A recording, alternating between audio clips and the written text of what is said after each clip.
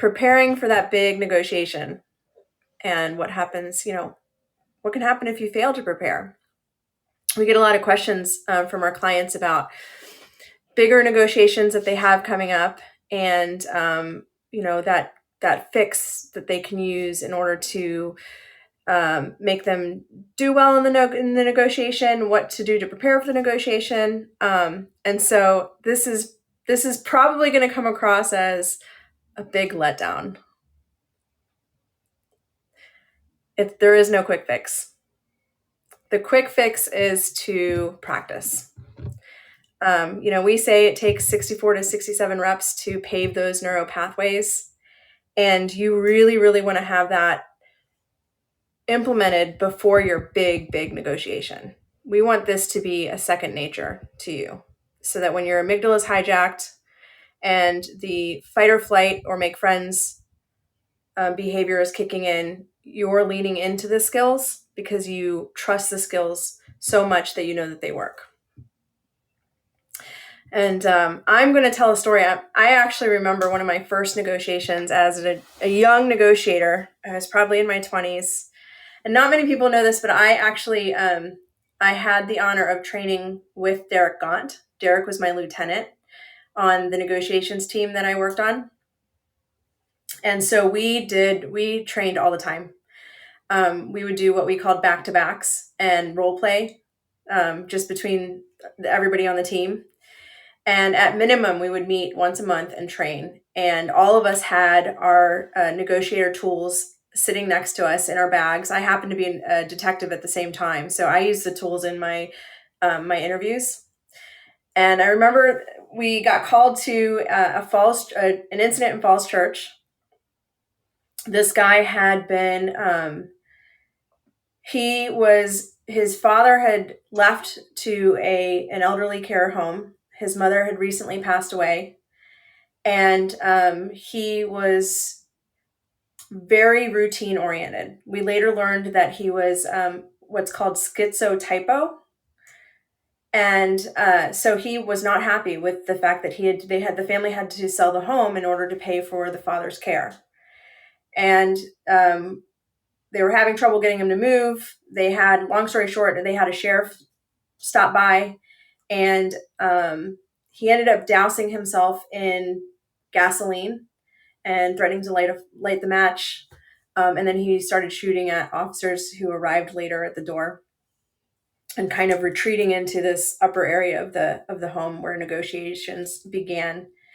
And so by the time Alexandria was called out, we were called to assist because teams are rotated through. They only stay on every so many hours, and then you call on another team because you're just exhausted. And so here I am, a young negotiator, and it's the big negotiation. And I knew that the entire team would be listening to my negotiation. So you have SWAT out there, you have your much more experienced negotiators out there, and I was primary. And so I was very grateful, because as this very, very nervous negotiator who had a lot of, I could feel the stress in my body. I could feel it in my belly. I was going into the knock, and I'm like, I've got to do a good job. And so the only thing that I trusted to do a good job, because I had happened to be involved in a negotiation prior, actually, outside of being a negotiator. I was called to a scene, and I didn't have these skills, and I did okay, but I didn't do as great as I would have done if I had the skills. And so this was the first negotiation where I had prepped, and I was a true negotiator. And so I leaned in and trusted the skills. And as Derek teaches many of us, he taught me back then, I started with a summary. And I laid out on my little notebook before getting on the phone a very long summary of this guy's world as it looked to him. I stood on that side of the street, his side of the street with him, and painted the picture of the world and what the world must look like from his perspective and how it made him feel. And I remember being so nervous as I went through this. So I was so nervous that so my name's Marcella. Most people call me Marcella. Derek, you'll probably catch him calling me Marcy every once in a while. I remember being so nervous that I got on the phone and I introduced myself as my familial name, which is Marcy. And that's just because of where my gut was at the time. But I threw the summary out there and I trusted the summary. I trusted the skill set, and it gave me a chance to catch my breath because the summary hit. I was curious and I started to truly listen, and he responded well to the summary, which gave me a chance to then look at my other skills, the other tools in my toolbox, and respond with labels and mirrors, paraphrases. Long story short is it was like a 7-hour negotiation. And we got him out after another transition and all this other stuff, but it went well. And the only reason it went so well is because I was new and I had nothing else to fall back on other than my skills. I didn't have these bad habits. And it was probably one of the best things that happened in my career because it proved to me how well they worked. And then it just grew from there. Marcel, you mentioned that you had time to prepare a summary.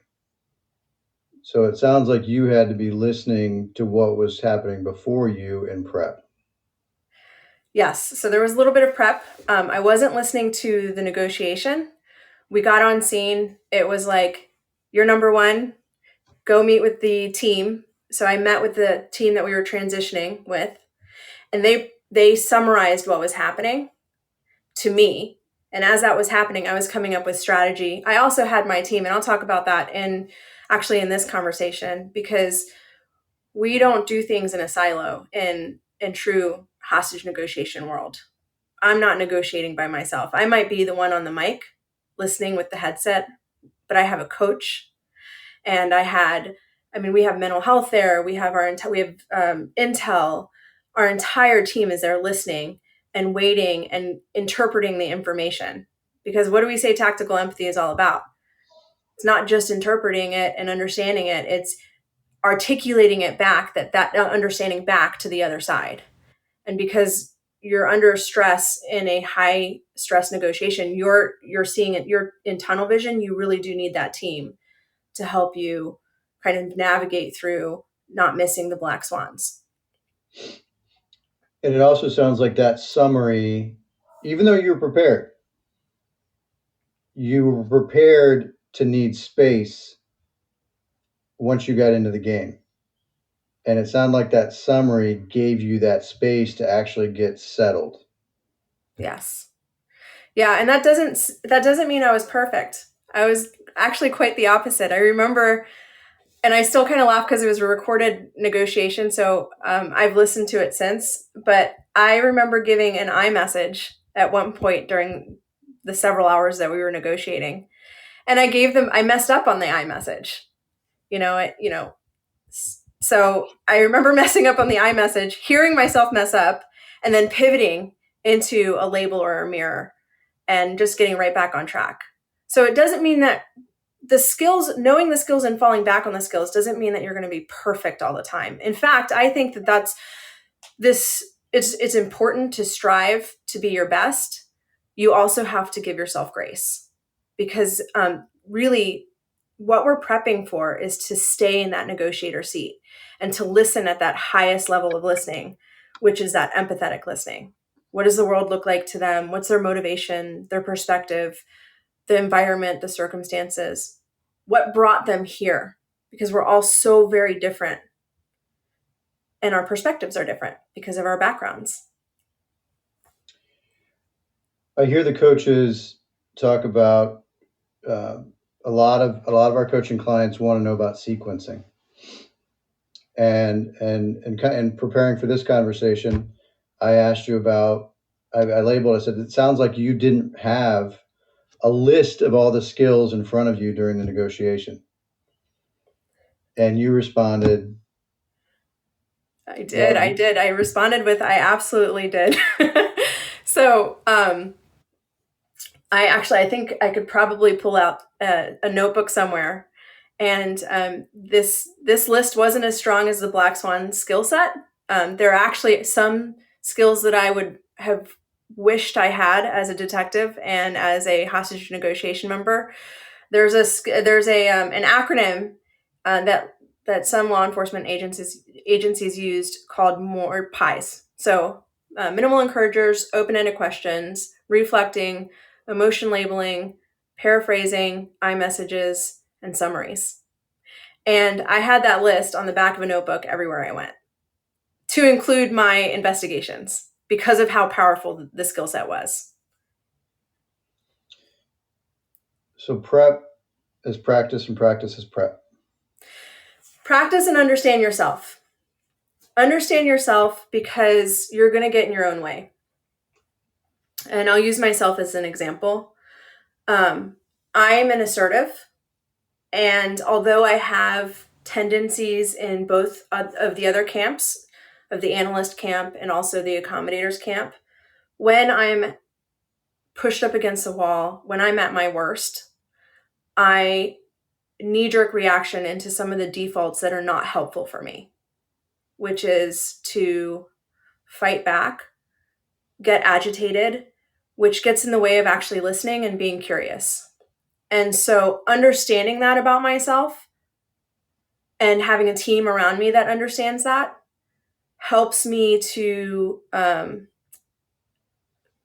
fumble through those amygdala hijack reactions, those nonsense kind of thoughts, and not react, be more responsive instead. So I'll give you an example. Analysts love to ask questions. I wouldn't say they love to ask questions. They love data. And when I'm peppered with questions from an analyst who may not be versed in the Black Swan skill set, I, as an assertive, tend to get defensive and look at that as, oh, they must not trust me. Do they not see me? Why do they need all this information? Well, that's a silly question that comes from my own insecurity as an assertive. And so understanding that in myself allows me to give space to my own thoughts and revert back into questioning and questioning myself and being curious about the other person. Perhaps this person's an analyst. That makes sense, actually. Oh, so data is actually that's a good thing. The fact that they're asking these questions means that they're actually interested. So we get in our own way if we don't know ourselves, and a lot of what we teach at the Black Swan Group is self-awareness because it's crucial to a good negotiation. Is there going to be a negotiator personality conflict? How do you deal with that? If I'm an assertive and when I'm tired and I'm exhausted, I come across as blunt and to the point, other people will get offended by that. And just knowing that about myself, if I want to be effective, I'll prep by telling myself to slow my rhythm down, to be more aware of others, to use asking labels, and push into that accommodator's tone. Because people are, oh, go ahead. Looks like you have a question. Lots. So the prep is not just how you expect the negotiation to go and how to sequence. Your prep includes what to do when you get put on your heels. Yes. Sorry, I'm having it. Yes, absolutely. Absolutely. Because we teach something called caviar here at the Black Swan Group, which is really all about, we talk about it always being about the other side. The caviar is the one time where it's really about you. And it's all about mindset and going in with the mindset of being able to, as we say, as hostage negotiators say, stay in your seat, which just means remain engaged, be able to listen at that highest level and still be effective, as opposed to falling out of those higher levels of listening. And in caviar, we talk about, identifying yourself and the other person's, being open to the other person being a different negotiator personality type than yourself. We have for the audience, and if you have questions, please enter them in the chat. Abigail and CJ are producing the show. They will pull you up on stage, and we can get some questions from the audience. For the audience, we have two tools that I'm aware of. We have the 6-to-1 prep sheet, and then we have the negotiation prep sheet. Marcella, what right so now in your everyday world, if you're going in to a negotiation, where do you start? I mean, a lot of people are like, okay, I know what a mirror is, I know what a label is, I know what this is. Like, I've got a negotiation. What is the first step? I start with my team. And by team, I have a formal team. I'm actually, I work with a formal team. It doesn't necessarily need to be a formal team. If you know other people that believe in this skill set and want to get better, you have a team.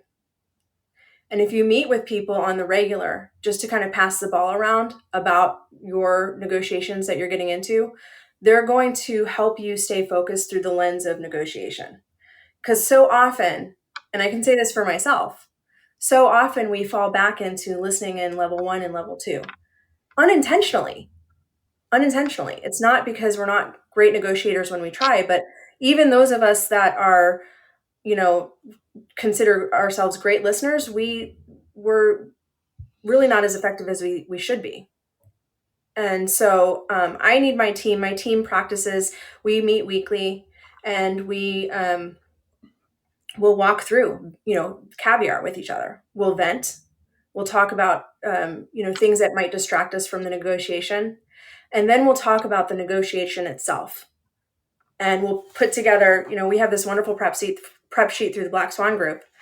And just going through the motion of putting together a prep sheet for a negotiation puts you in a better mindset for remaining curious.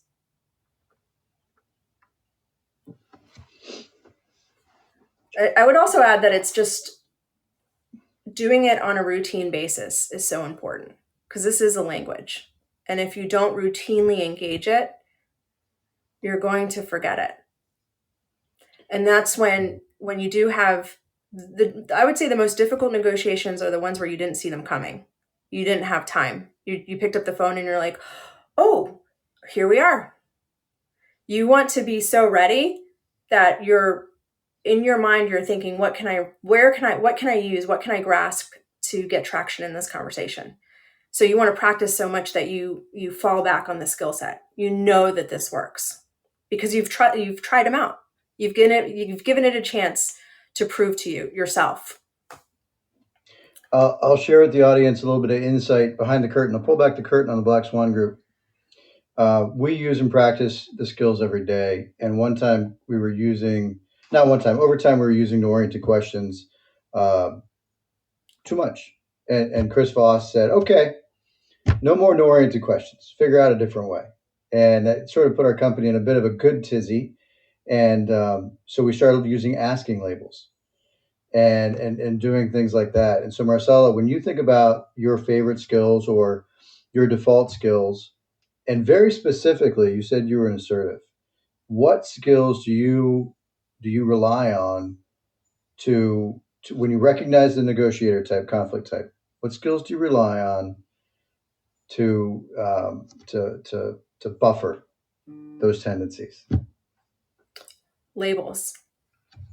Labels. It used to be that I would, and this may be because I thought that this was the right way. Back before Black Swan was introduced to me, I used to revert into um, calibrated questions all the time. But labels are really so wonderful because you, first of all, you don't need to be right. You're just reflecting what the other person is giving you. And so often it's a release to the other person. You don't need to have an answer. And as an assertive, I realize that that's, we're goal oriented people. So I like answers. I like in the back of my head thinking about where this conversation is going. That doesn't help me in a negotiation. We do this exercise with the Black Swan Group. You're familiar with it, I'm sure, called the Passions exercise. Mhm. It's probably one of my favorite because it's so eye-opening to see a conversation about someone's passion and something that's so, it seems so trivial, and it turns into, almost every time I see it happen, people talking about their history, their past, what's important to them, how they grew up. And these are conversations that take 10 minutes. Yeah.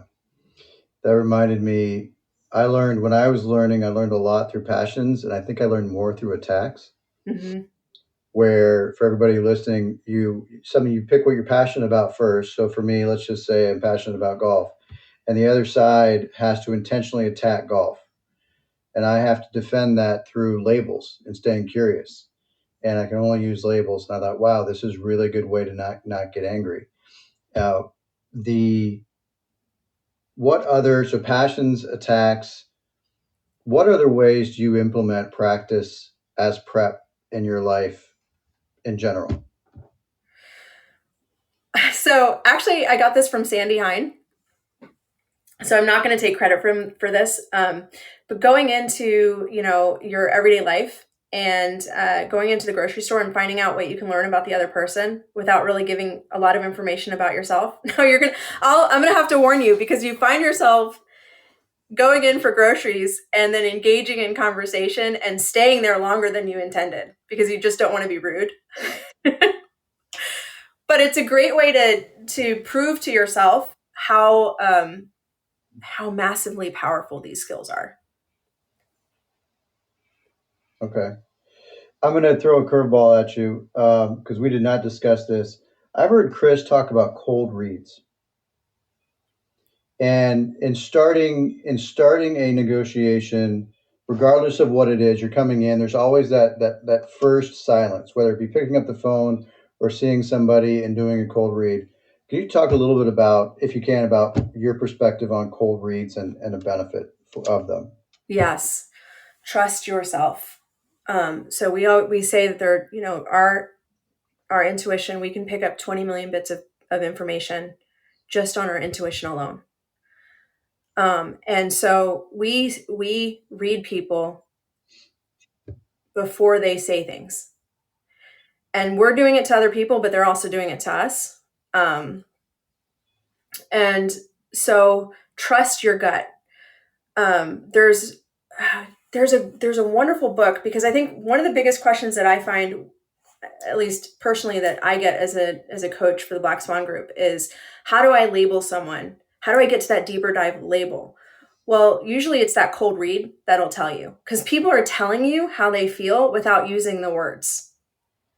And they're doing it in their tone, they're doing it in their body language. And if you're sensing it, that's the cold read that you should trust. And a lot of times, um, clients don't trust their gut enough. They know it's there. They're just not willing to take the risk and put it in a label and throw it across the bow. Trust it. Trust that cold read, because that's where you're really going to get the best traction and the most information, quite frankly. All right. So Mia, you asked a question about how do I find a copy of the prep sheets. That's a great question, and I should know this off the top of my head.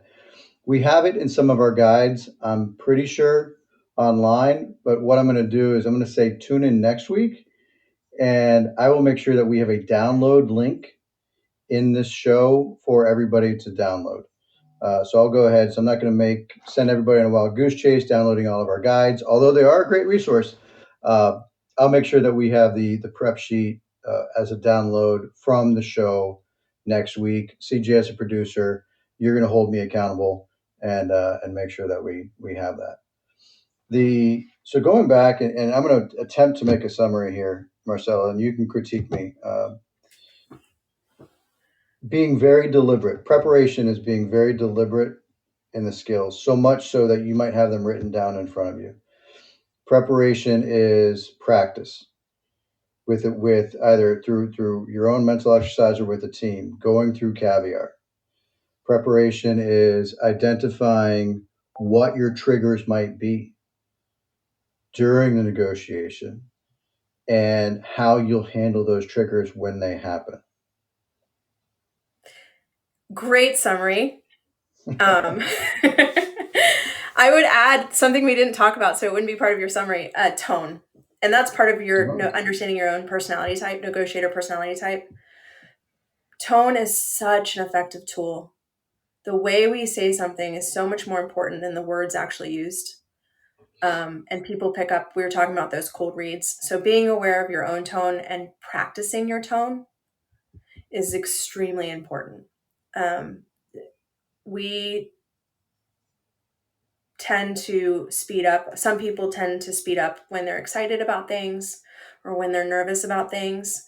And we have, within the Black Swan Group, we have something called the late night FM DJ voice that's so important to use in times of crisis or in discussing, price point or, um, different things that might be difficult for the other side to hear. And so practicing that tone is really important to do before that big negotiation, because it's really a self-control thing. And that is most prevalent. I'm going to use incorrect tone or not conducive to the right outcome tone is more prevalent with assertives. Well, it depends. Analysts can kind of have a son that I love to talk about, who is an 18-year-old analyst, and he's learning himself. An analyst can come off in their tone as aloof and kind of disinterested. And so Oh, being aware of, I guess, what works and what doesn't work for you, and kind of pushing into that accommodator tone 70-80% of the time, where you're approachable and friendly and smiling. Smiling is a big part of this, is important. And so with my kid, he was being read wrong by someone who he cared about very deeply, and she's an accommodator, and so she wasn't getting responses in the way that she was reading his what she thought was a non-response. But he's an analyst, and he is very comfortable with thinking through things and doesn't necessarily engage the way an accommodator would engage naturally. And so for him, um, I talked to him about his tone, and I also talked to him about using labels and mirrors more often and being aware of his being comfortable with silence, because that can also be read negatively. I'm really glad that I attempted to mislabel because that's a really good point that we don't hear very often. Most people, when they think about tone, is the aggressive, assertive tone. I don't know why you think I'm yelling at you, right? That's the tone, but the aloof tone is something that is probably more often misconstrued. Yeah, yeah. And as a family member, I fall back into kind of some old habits sometimes, and it doesn't help me. But it looks like you're having a tough day, Sam. But with a young lady who's just going to sit there and read him and drive herself crazy, thinking that he's in a bad mood when he's really just thinking and just kind of being himself. That's just a good thing for him to be aware of, that people read you even when you're not doing anything. Very cool. All right, so I'm going to throw this out. Last chance for questions. Um, this has been really informative from a standpoint of understanding how to get to the negotiation and understanding what happens when the negotiation might go sideways, and how even prepping for that. And I think what's resonated with me is the creation of space. Is those skills of creation of space and allowing yourself the skills to create that time for you to be able to recover. Um, how And give would you yourself like? grace. Sorry to interrupt. I'm being an assertive No, now and interrupting. I apologize. no, but your tone was right on. No, so what? When we think about implementation, we talked about practice.